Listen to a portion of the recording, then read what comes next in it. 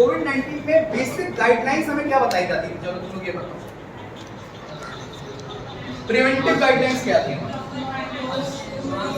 Hand wash, mask, PPE kit, ठीक है ना, बेसिक दूर से बात करना, टच नहीं करना, ये सब बेसिक गाइडलाइंस थी।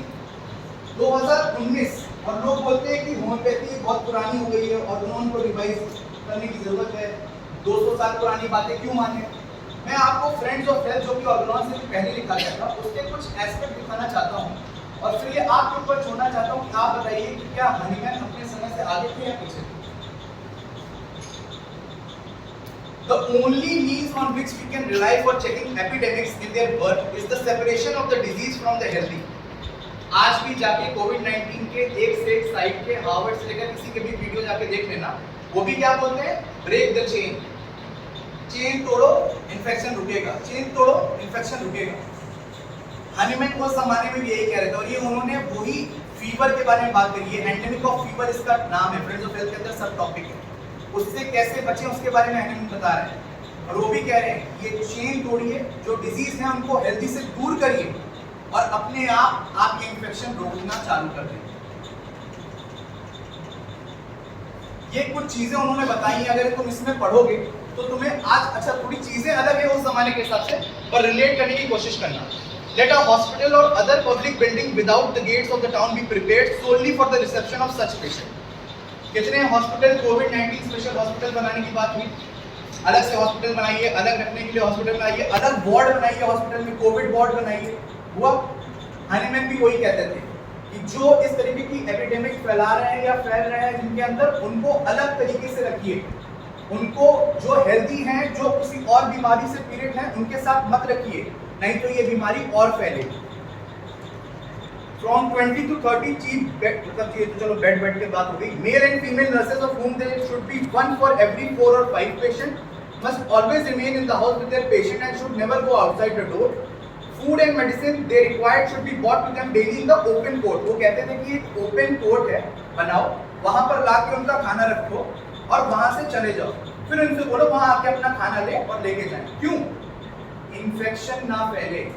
मेरी मदर को कोविड हुआ था, हम लोग के पास कॉल भी आया था जब हम लोग का, तब तो बहुत फर्स्ट वेव में हुआ था, बहुत हाइट पे था, तो सारे लोगों का कॉल आता था नगर निगम से, इधर से। वो क्या कहते थे कि ये गाइडलाइंस बताते थे, तो मुझसे कहते थे कि रूम के बाहर खाने की थाली रख दीजिए, आप चले जाइए, मदर से बोलिए रूम के अंदर रखें और जनरली डिस्पोजेबल वाली थाली यूज करिए जिससे आपको वो इन्फेक्शन ना फैले। हनीमैन भी वही कह रहे हैं कि आप इनको खाना देने जाइए, खाना देना इंपॉर्टेंट है। एक बड़ा सा हॉल बनाइए, ओपन सा हॉल, उसमें बीच में जाके थाली रख दीजिए, आप उस हॉल से बाहर आइए, पेशेंट को बोलिए आए और अपनी थाली लेके जाए और खाना खाए। उसके बाद क्या है? In order to enforce this regulation, place a guard or 2 soldiers behind before the outer door which they only are to open and command them to let none but the person and the physician and surgeon in and out. यहाँ पर क्या होता था? भाग गए, airport से भाग गए, चेकिंग से भाग गए, यहाँ से भाग गए, वहाँ से भाग गए, पुलिस पकड़ के ला रही है। वहाँ उस जमाने में हनीमैन ने ये रियलाइज किया था कि लोग नहीं मानते बात में, लोग ये रूल्स एंड रेगुलेशन नहीं मानेंगे, तो गार्ड बैठा हो बाहर, उनको बाहर सिर्फ उन्हीं को अंदर आना है जो उनको ट्रीट कर रहे हैं, उसके अलावा किसी को अंदर नहीं आना है। कोविड-19 में आने देते थे किसी पेशेंट के रिश्तेदार को अंदर, सिवाय डॉक्टर के। The medical officer should get a written notice of the mode in which it is desirable that they should protect themselves and others from infection, and the attendants of the sick should get instruction of a similar character. वही चीज जो आज हो रहा है, Covid nodal officer बनते हैं, वो बताएंगे कि आपको कहाँ रखना है, कैसे रखना है, क्या प्रिकॉशन लेनी है। हनीमैन भी कहे कि अपने जमाने में जब ये फीवर फैल रहा है तब इस चीज को अपनाइए और लोगों को इन्फॉर्म करिए, जो ट्रीट कर रहा है वो इन्फॉर्म करेगा कि कैसे बचना है, एक इंस्ट्रक्शन बुक बनाइए इसकी। अब ये सबसे important, the physician accompanied by the surgeon both covered with the oilcloth cloak visit the patient twice a day and questions them at a distance of 3 paces. If he requires to feel their pulse, he must do this with averted hand and immediately afterwards wash hands with a basin containing water and vinegar. उस जमाने में sanitiser था नहीं, उस जमाने में PPE kit भी नहीं था, तो क्या बोला कि एक बहुत बड़ा सा क्लोक लो, उसको ऑयल में ढक लो। ऑयल में ढक लोगे तो जो ड्रॉपलेट इन्फेक्शन है वो तुम्हें नहीं पार करके आएगा। अगर पल्स फील करनी है, वैसे कितना 3 पेसेस दूर खड़े हो पेशेंट से, पल्स फील करनी है तो अपना मुंह को ऐसे करके उसकी पल्स फील करो। क्यों?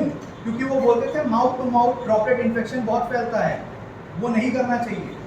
और वाटर और विनेगर के मिक्सचर से ट्रीट करो। अब डिसइंफेक्टेंट तो था नहीं, उस जमाने में डिटॉल तो है नहीं, तो जो बेस्ट तरीका उन्होंने उस समय में समझा वो अपनाने की कोशिश करी। इसी के फुटनोट में आप जाओगे तो ये लिखा भी है, when the disease is particularly malignant in its character, it is advisable to have a hood attached to the cloak. PP kit कैसा होता था? पूरा ढका हुआ। बोलते हैं हुड बना लीजिए, आपका मुंह ढका होना चाहिए पूरा। अब ये मैं तुम्हें पॉइंट्स इसलिए बता रहा हूँ कि इसमें तुम देखोगे यही सारी चीज़ों को बार बार फोकस करने को उन्होंने कहा है। ये मैं पॉइंट तुम्हें इसलिए बता रहा हूँ कि क्या तुम्हें लगता है कि हनीमैन अपने ज़माने से पीछे था या आज के ज़माने से पीछे था? जो हम लोग डाउट करते हैं हनीमैन को कि नहीं था, उसने कहाँ बात करी होगी, तो उस ज़माने से आज के ज़माने में बहुत फ़र्क हो गया है।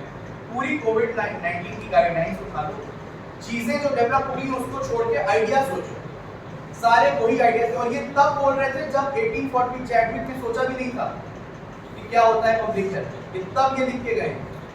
और ये वो थे जो अपनी किताब में लिख के जा रहे हैं कि ये नहीं मानेंगे लोग नहीं सुनते मेरी बात, मैं लिख के जा रहा हूँ, शायद आगे जाके कोई पढ़ेगा तो वो समझेगा ये इंपॉर्टेंट है। और एपिडेमिक फीवर की ही बात करिए, ये फैलेगा, ऐसे जाओगे तो फैलेगा। इसमें सब हेडिंग है फ्रेंड्स, पूरा पढ़ना मैं पूरा तो नहीं डिस्कस करूंगा। Things that spoil the air, उन्होंने बोला है क्या क्या चीजें होती हैं ऐसी इन्वायरमेंट में जो आपको परेशान करेंगी, आपकी इन्वायरमेंट को बिगाड़ेंगी, आपके हेल्थ को बिगाड़ेंगी। अब अफोरिज्म 4 जो तुम पढ़ते हो कि he is likewise a preserver of health if he knows the things that derange health and cause disease. सबसे पहले हनीमैन यही बात कर रहे हैं कि जो अपने फ्रेंड्स ऑफ हेल्थ में उन्होंने बड़े बड़े सेक्शंस में लिखा है कि इन चीजों से परेशानियां होती हैं। अब यहाँ पर उन्होंने बहुत शॉर्ट फॉर्म में लिख दिया कि आपको प्रिजर्वेशन का काम करना है, आपको प्रिवेंशन का काम करना है, तो आपको क्या पता होना चाहिए कि क्या डिजीज कॉज करता है, किस वजह से ये बीमारी फैलती है, किस तरीके से आगे बढ़ेगी। उसको जान लोगे तो क्या करोगे, उसको जान के क्या मिलेगा? वो चीजें हटाओगे, उन चीजों से बचोगे तो बीमारी नहीं फैलेगी। And how to remove them from person in health, जानने के बाद क्या करना है, उन लोगों से जो अफेक्टेड हैं, जो प्रोन है, उनसे इन चीजों को दूर करना है।